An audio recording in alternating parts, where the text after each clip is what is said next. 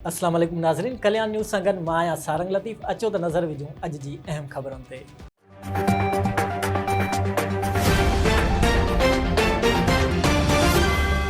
किन शामी हज़रत अली मुर्तज़ा अलैहिस्सलाम जी शहादत जो ॾियारो अक़ीदत ऐं एतिराम सां मल्हायो वियो। मरकज़ी इमाम बारगाह सैयद पीर शाह खां मातमी जुलूस बरामद कयो वियो। शहर जे मुख़्तलिफ़ इलाइक़नि खां गॾु थियल मातमी जुलूस नुआखानी, सीना ज़नी ऐं ज़ंजीर ज़नी पिणु कई। जोमे अली अलैहिस्सलाम जे ॾियारे जे हवाले सां हज़रत अली अलैहिस्सलाम खे भेटा पिणु पेश कई वई। जॾहिं त मातमी जुलूस रवायती रिश्तनि खां थींदा शाम गरिमा चौक ते पहुता। इन मौक़े ते अलामा साईं बख़्श मनाज़री, मौलाना ज़ुल्फ़कार अली लाड़क ऐं ॿियनि हज़रत अली करमुल्लाह वजह जी ज़िंदगी ते रोशनी विधी। जॾहिं त शहर जे दाख़िली ऐं ख़ारिजी रस्तनि ते पुलिस ऐं रेंजर्स जी वॾी नफ़री पिणु मुक़ररु थियल हुई।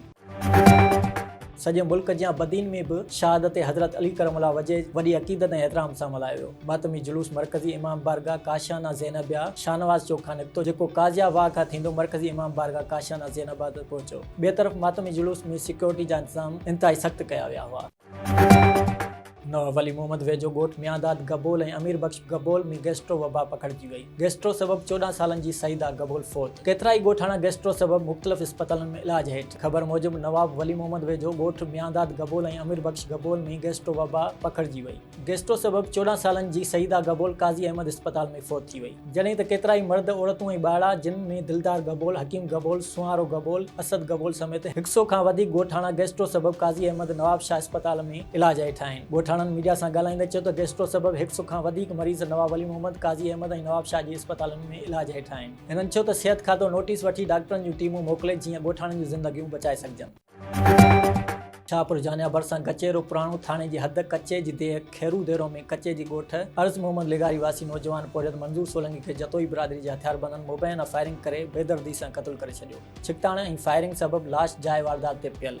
इतला बावजूद पुलिस न पहुती। मालूम थियो आहे त मंज़ूर माछी सिंधु दरिया तां पीअण लाइ पाणी भरे रहियो हो त जतोई बिरादरी जे हथियारबंदनि मुबैना फायरिंग करे 45 वरनि जे नौजवान मंज़ूर उर्फ़ पल्लू माछी खे क़त्ल करे छॾियो। जॾहिं त हथियारबंदनि थ्रेशर वाहींदड़ माछी बिरादरी जे 3 नौजवाननि ते अंधाधुंध फायरिंग करे खेनि ज़ख़्मी करे छॾियो। इतला बावजूद हद जी पुलिस न पहुती। ख़बर पवण ते मक़तूल जे घर में कोहराम मुतल।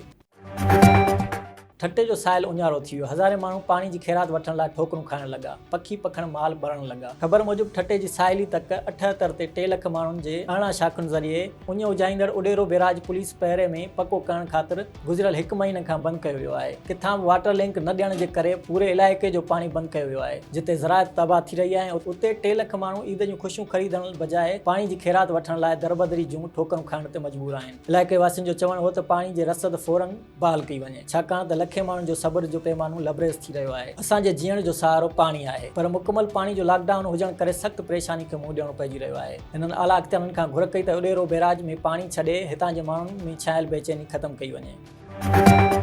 बदीन ज़िले जे PST पास उमेदवारनि खे ऑफर ऑर्डर ॾियण वारो मरहलो मुकमल। तफ़सील मूजिबि IBA मार्फत इम्तिहान ॾींदड़ प्राइमरी टीचर्स तौरु कामयाब उमेदवारनि खे ऑफर ऑर्डर ॾिना विया। ज़िले बदीन जे तालके बदीन में 127 औरत उमेदवारनि समेत 358 उमेदवारनि खे ऑफर ऑर्डर ॾियण वारी तक़रीब बॉयज़ हाई स्कूल बदीन में मुनक़िद कई वई। प्राइमरी मास्तरी जा ऑफर ऑर्डर MPF बदीन ताज मोहम्मद मल्लाह जे हथां ॾियारिया विया। अहिड़ी तरह वज़ीर आला सिंध जे सलाहकार पीर नूरुल्लाह कुरैशी, ज़िले ऑफिसर सेकेंडरी मुमताज़ हुसैन नूरकाणी, ज़िले ऑफिसर प्राइमरी मोहम्मद सालेह कोरेजो पिणु उमेदवारनि खे ऑफर ऑर्डर ॾिना। नाज़रीन, हे अॼु अहम ख़बरूं। वधीक तफ़सीली ख़बरुनि लाइ विज़िट कंदा असांजी वेबसाइट www.dailykalyan.com ऐं असांजी YouTube चैनल ऐं Facebook पेज डेली कल्याण।